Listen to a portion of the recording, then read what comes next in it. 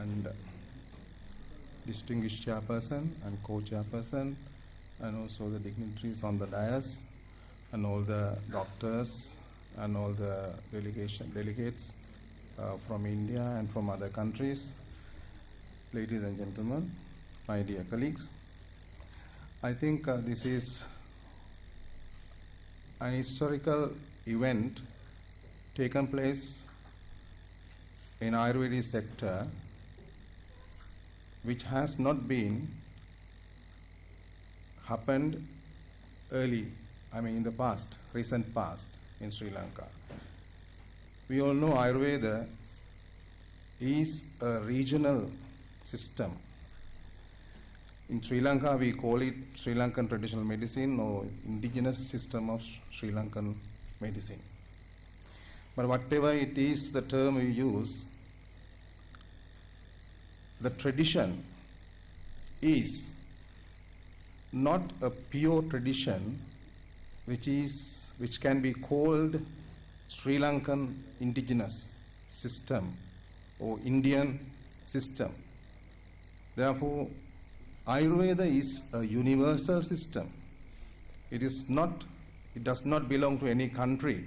It does not belong to any nation. It belongs to the world. We can call it as a global system.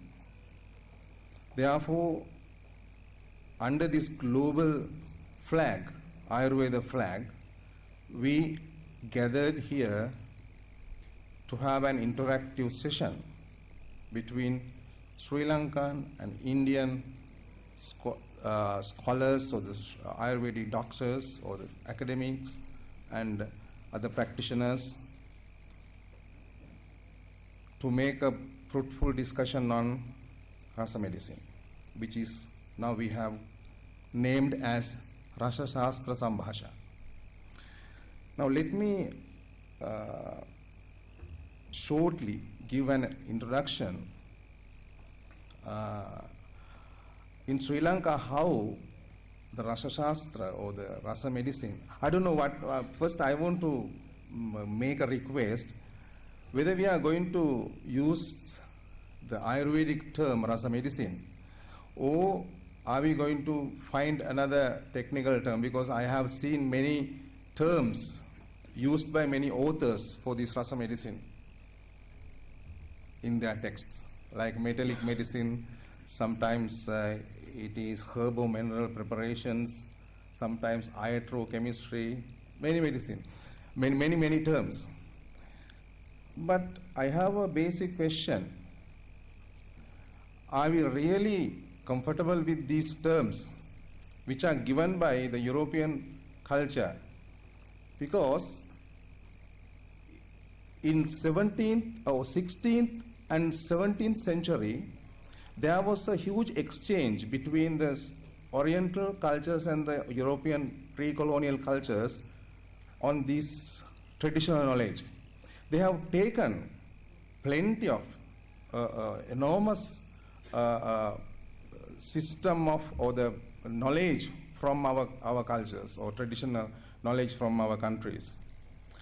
Now, Dr. Rai, in his very famous book, A History of Hindu Chemistry, he has very clearly mentioned that the chemistry is one of the branches of science which had been taken by the European countries and developed as their own. I don't know what is the truth behind that statement, but we know very clearly that many of our traditional knowledge had been taken away from our country, especially the botanical knowledge, which was used by Linnaeus classification. Now, the very famous book Hortus Malabaricus was supported by very eminent Ayurvedic practitioners in Kerala, and now it has become a world renowned classical text for the botanical studies. Now, in that way, I want to know whether are we going to expose this Rasa medicine for a scientific terminology? Are we looking for, because terminology is very important. It is a question in front of you. I am going to put the question before the scholars in the forum. Can we develop a terminology away from the mainstream science? Or are we going to depend on which is myself I call the colonial science? At the beginning of 19th century, at the end of 18th century, there was a scholastic gathering in New York which is called Charaka Club. The name is Charaka Club. I don't know anybody has heard of this Charaka Club.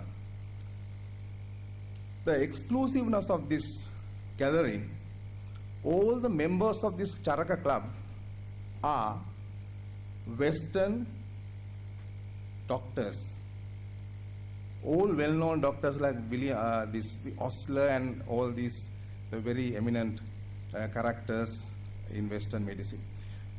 But the funny thing is, in Charaka Club, there was no Ayurvedic doctor there, right?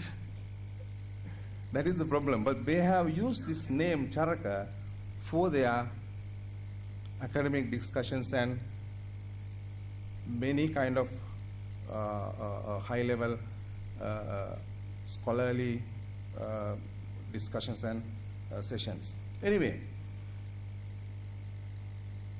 I'm not going to elaborate on the topic very much. We have time for getting your opinions and the entertaining your idea. But my duty is to first welcome all the doctors who have come for the workshop.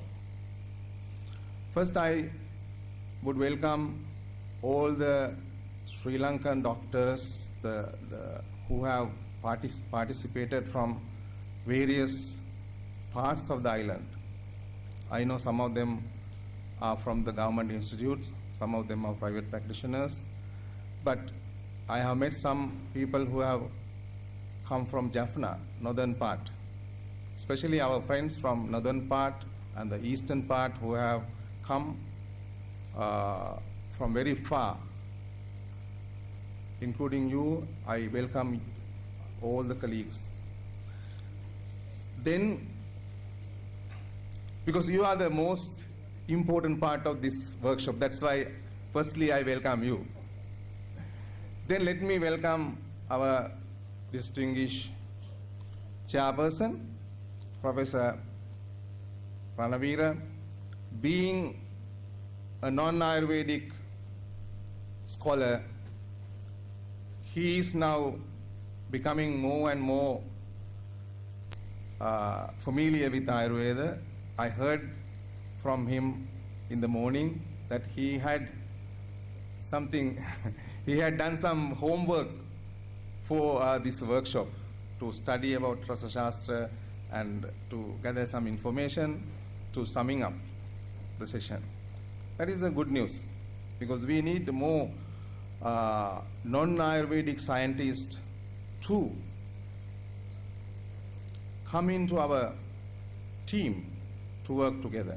And also we will expect Professor Shirani Ranasinghe from University of Peradeniya, head of Biochemistry Department of Medical Faculty of Peradeniya, and she is a professor who has done some research on toxicity of Rasa medicine, and also we will welcome that professor also.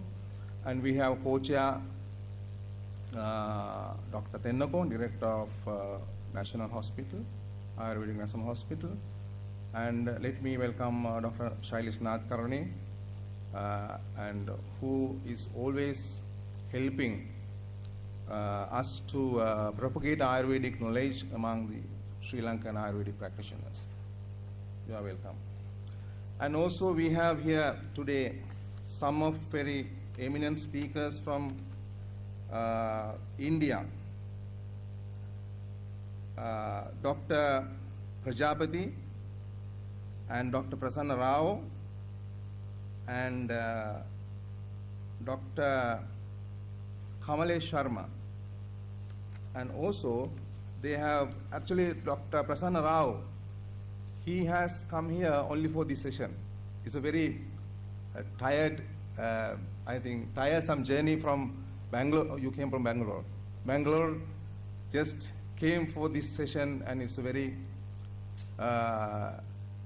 we appreciate your contribution here because you have all the way come from Bangalore to do your presentation, and I welcome you, sir, warmly.